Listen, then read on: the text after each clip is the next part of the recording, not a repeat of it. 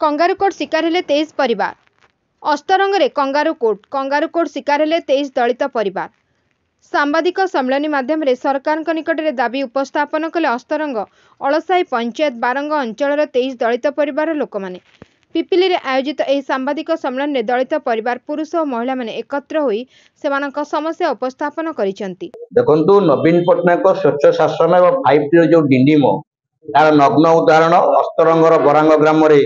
निजर जमी थाई जमी को फसल काटिबा गला बेले आलसाईर किछि मुंड गणिता लोक तांकू घंट बाड़ाई मात्राधिक संख्यार आसी तांकू असदाचरण माड़ मारिबा लहुलुहाण करबा एमिति कि बाड़े कि नदी रे फिंगी देवा कथा एक नियारा घटना। एई घटना उपरे आमे आज आपण मानक जरिया रे तांकू मुंड गणिता लोक एमानकू माड़ मारी समानकू घरे बसी घंटा बाड़ाई महिला मानक अत्याचार कर धान को दीर्घ 2019 वर्ष काटि नहीं बाबद अस्तरंग थाना दीर्घ प्राय 100 ऊर्ध एतला दिया अस्तरंग थाना आईआईसी माने कोमा पालटे तेणुक बाबद बरांगवासी संगठन द्वारस्थ होती। आज आम सामाजिक सम्मेलन दाबी रखुचु जो लोक मैंने जमीर धान काटुंट कहा बल से बलियाट आईआईसी हाइकोर्ट अर्डर को मानुना तार एक उच्चस्तरीय तदंत जो जमीर से बेआईन माटी उठाऊँ तहसिलदार कलेक्टर सब कलेक्टर जनाई तेणुक एक उच्चस्तरीय तदंत जदि प्रशासन एम न्याय देवे विफल होती तेरे जमी नजर अच्छी संगठन पल्ली दिल्ली पर्यंत लोक न्याय देवाई आंदोलन करे पद्धति एम न्याय देवाई संगठन आंदोलन कर। विशेषकर राज्य सरकार पक्षर ए दलित परिवार मानक चाष करने प्रति परिवार को 1 एकर जमी जोगाई दि जाइथिबा बेले एई चाष जमी रे चाष करी एमाने सेमानंक परिवार भरण पोषण करथिले। मात्र उक्त अंचल रे थिबा किछि खळ प्रकृतिर लोक माने सेमानंक चाष जमी धान काटि नेबा सहित माटी ताड़ी नेउछंती। बारंबार एने अभियोग कले मध्य प्रशासनिक स्तर रे एमानंकु कोनोसी सहायता मिली पारु नाही। पुलिस कोनोसी कार्यानुष्ठान ग्रहण करू नथिबा बेले हाईकोर्ट को निर्देश को मध्य खातिर करू नथिबा अभियोग आनिछंती एही दलित लोक माने। प्रशासनिक निष्क्रियता जोगु खळ प्रकृति अत्याचार दिन को दिन बढ़ी चलछि बोली अभियोग करछंती ए दलित लोक माने। आम बरांग ग्रामर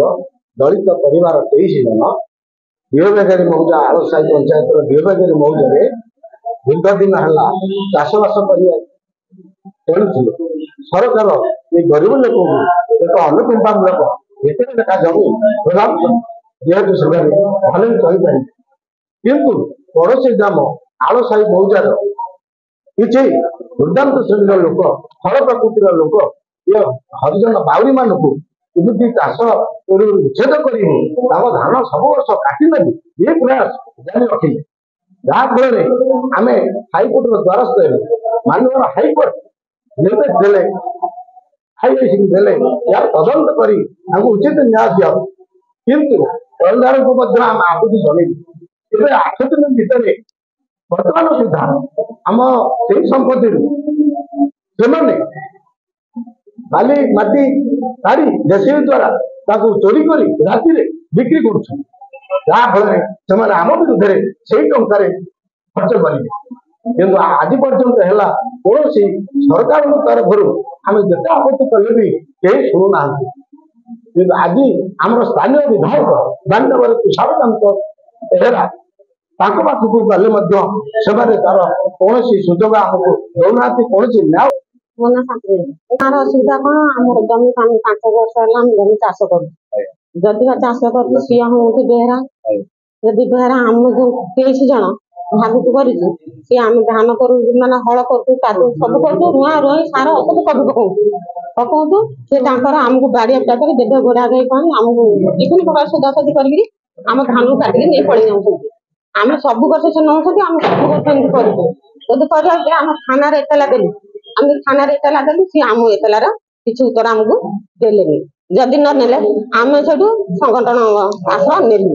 जदि से किसी ये न करेंगे आम उपरको आम जहाँ करूँ आम दौड़ा कहीं करूँ सुविधा कौन धान काटिकी धान काटिक नहीं गाड़ी जाकर आम घर द्वार पशि आम बहु धुआ ना नहीं आम घर द्वार सब आम रोड गाड़िया घर आम घर द्वार पशिक सब नोटफाट कर गाड़ी करते ଜିନିଷ ପତ୍ର ସବୁ ନେଇଯାଉଛନ୍ତି, ଭାଙ୍ଗା ଫିଙ୍ଗା କରିଦଉଛନ୍ତି, ଏଇଆ କରୁଛନ୍ତି। କେହି କଥା ଆମ କଥା ଶୁଣୁନାହାନ୍ତି। ଆମେ କଣ କରିବୁ?